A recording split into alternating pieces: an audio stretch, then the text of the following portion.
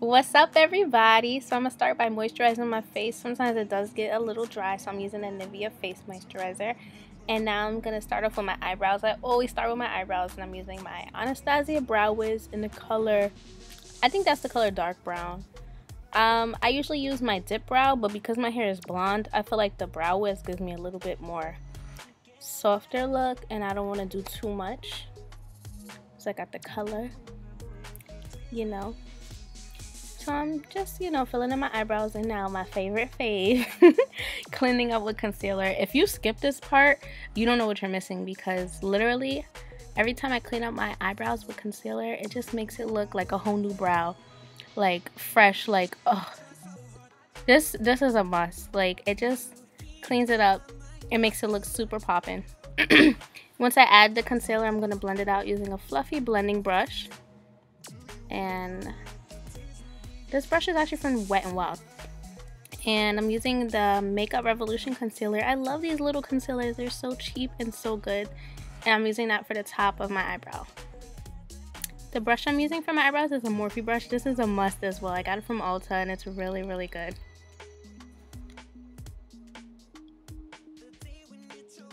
And you see this green sponge? This is from Eco Tools. This is my favorite beauty blender. Who? Real Techniques what? Like, that is the... Oh, yo, that is really the truth. So, yeah, I'm just priming my eyelids with concealer. Bam! And I'm setting it with my MAC powder. So now onto my eyeshadow. I'm using my Jaclyn Hill palette. I use the transitional shade, and now I'm going in with a darker shade for my crease to define it. And I'm going to use a blending brush just to blend it out. Now we're going to do the crease. So I'm using a reddish brown, brick brown color. Just blending that out, smoking it out for some more definition. Okay, so this next part you're about to see, I was gonna cut it out, but I thought it was kind of funny how my sister popped out of nowhere. She was, long story short, she needed my foundation because she got a little tan. Alright, on to the rest of the scheduled program. So I'm using this Revlon, it's like a glitter, half like makeup liquid eyeshadow. It's a little set. I got it from Ulta like a year ago or two. So I'm just using that to carve out my cut crease. And now I'm taking my Jaclyn Hill palette again. I'm using a shimmery champagne color for my lid. And I'm packing that color onto everywhere where I put that base at. Kind of doing like a half cut crease effect.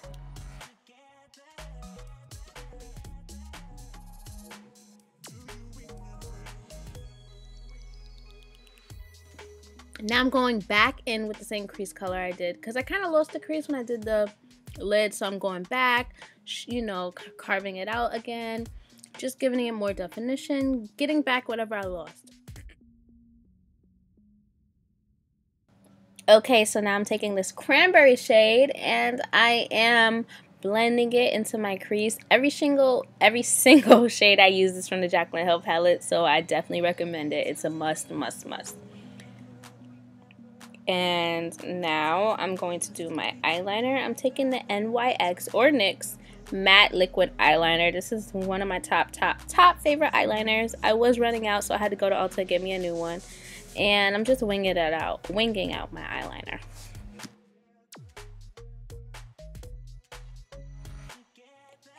So it's always important to prime your face before using any type of foundation so your foundation lasts all day. So I'm using my Smashbox Pore Perfector primer. I'm not sure the name. I'm gonna put everything in the description bar. And for my foundation, I'm using two different L'Oreal Infallible foundations. They are my faves. I'm using the regular Infallible, and I'm also using the Pro Glow. Why can't I talk today? I'm using the Pro Glow foundation. And the Pro Glow, I'm just gonna quit. The Pro Glow is a little lighter than my other foundation, so I just kind of use that more in the middle as well as the other one around my face, so that I could get the perfect complexion for my skin complexion.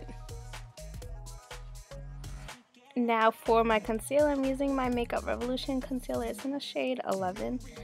No, it's in the shade 10 actually. I really love these concealers. They do not last long because they're so tiny, but I heard they're making a new one that's gonna be bigger, so I'm gonna definitely get that one.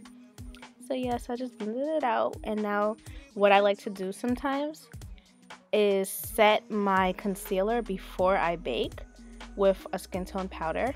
So I set it with my MAC Pro powder, and now I'm going in with my Sacha Buttercup powder to highlight. No, to bake. I guess it does highlight too, but you know. Why do I keep sticking my tongue out? I just want to smack myself. Like, what's wrong with you, Nakia? Behave. I know you haven't done YouTube in a while, but come on. And I am wiping off. I like to wipe it off with a brush and then go in with a blender to get whatever spots I might have missed. Now for my contour, I'm taking my Kat Von D Shade and Light palette, and I'm taking that color right in the middle, and I'm just curving out my cheeks with a fan brush, just so I can be like a little bit more bronzed up, a little bit more chiseled. And I'm taking a black eyeliner for my waterline, and when I'm done with that, I'm gonna use a mascara to, oops, I did make a little mess, but I cleans it up, don't worry.